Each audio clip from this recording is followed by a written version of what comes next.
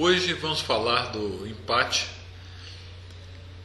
e das algumas regras práticas no xadrez. O empate no xadrez acontece quando tem insuficiência material. O empate mais clássico. Rei contra rei, obviamente, não tem jeito de ganhar. E nesse caso aí, por exemplo, o bispo só anda em casas pretas.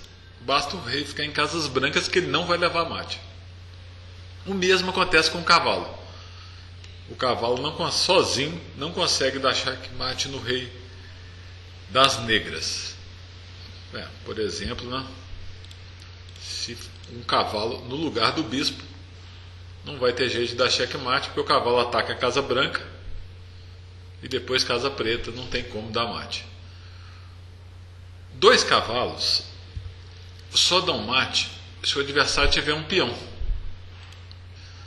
Mas é um mate muito difícil de dar e nós vamos esbarrar numa regra aqui que a gente vai ver agora. As outras posições dão mate, inclusive bispo e cavalo contra rei. Torre, dama, claro, daí para frente dá mate até um peão, que obviamente pode ser promovido.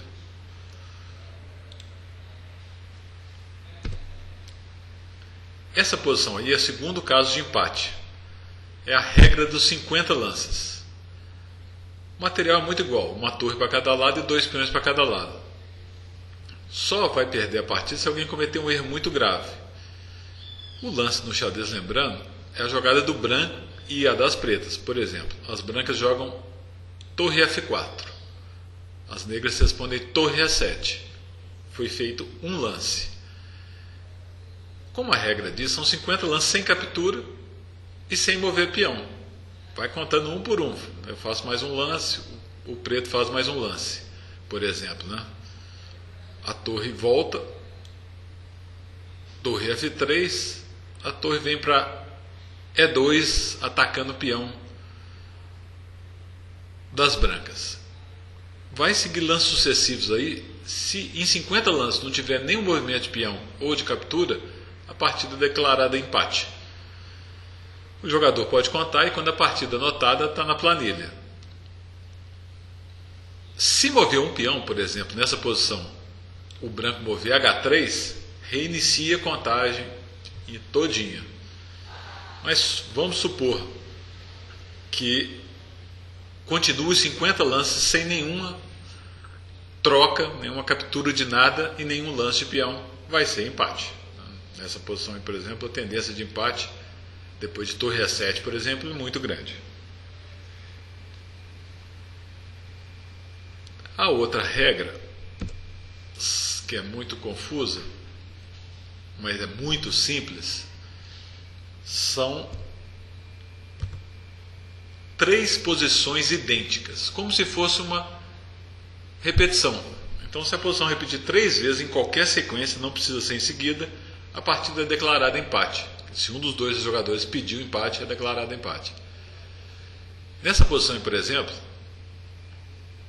o branco joga cavalo B6.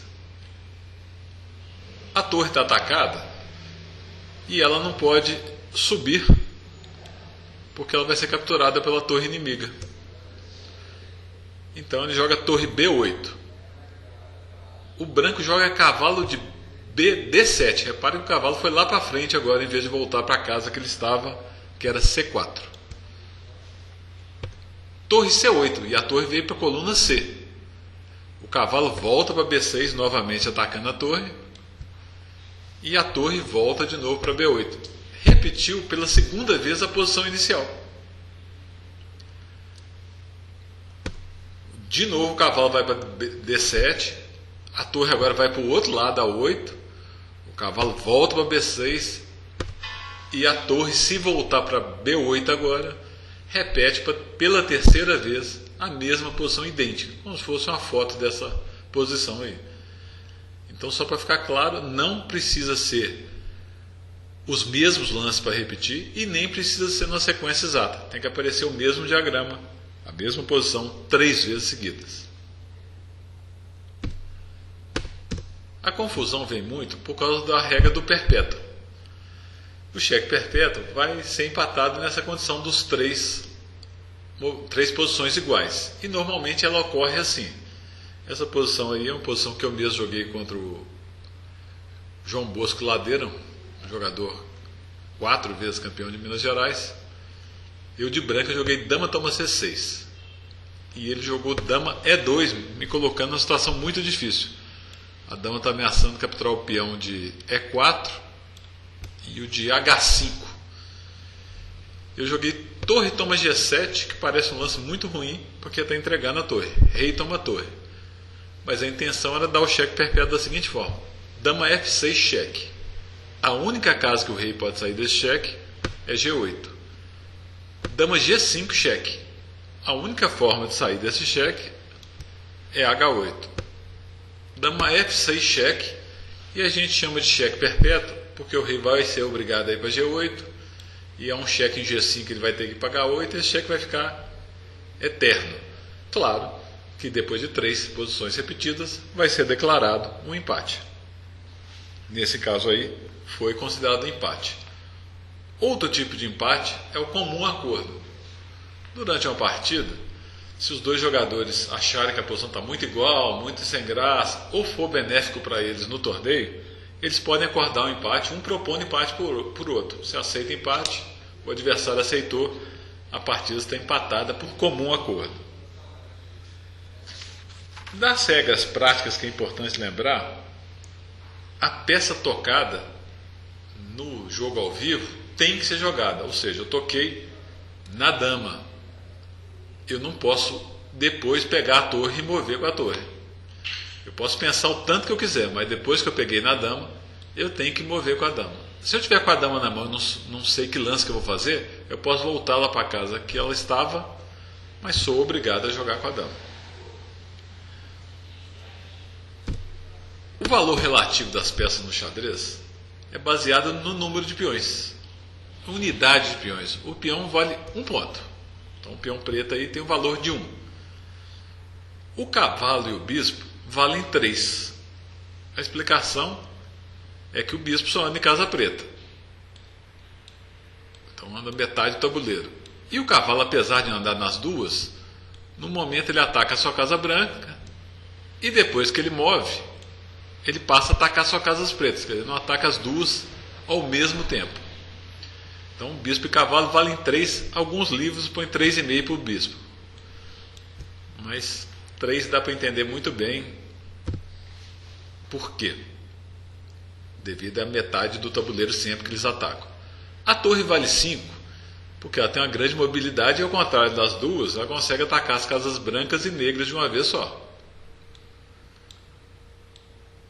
E a dama vale 9. Alguns livros põem 10.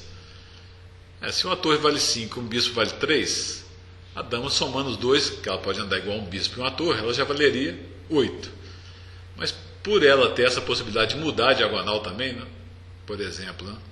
Ela está andando numa diagonal branca, ela pode passar para uma preta, ela tem uma versatilidade um pouquinho maior aí, valeria 9. E o rei não tem preço, não tem valor. Alguns livros colocam o rei valendo 4 para efeito de final. Muitos consideram absurdo, porque se perder o rei, se levar o checkmate, perde a partida. É bem lógico essa pontuação, mas tem que lembrar que isso é um valor relativo.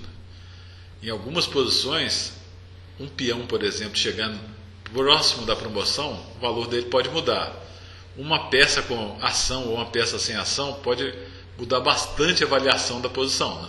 Por exemplo, né, se a gente colocar a dama bem aqui no canto, em H8, ela não vai ter o mesmo valor da casa que ela está colocada nesse momento, aonde ela tem muita ação. Nós veremos isso nas aulas adiante também. Então é isso por hoje. Muito obrigado por assistir. Nós vamos seguir agora com mais um capítulo a respeito de ataque e defesa, que é um tema básico do xadrez.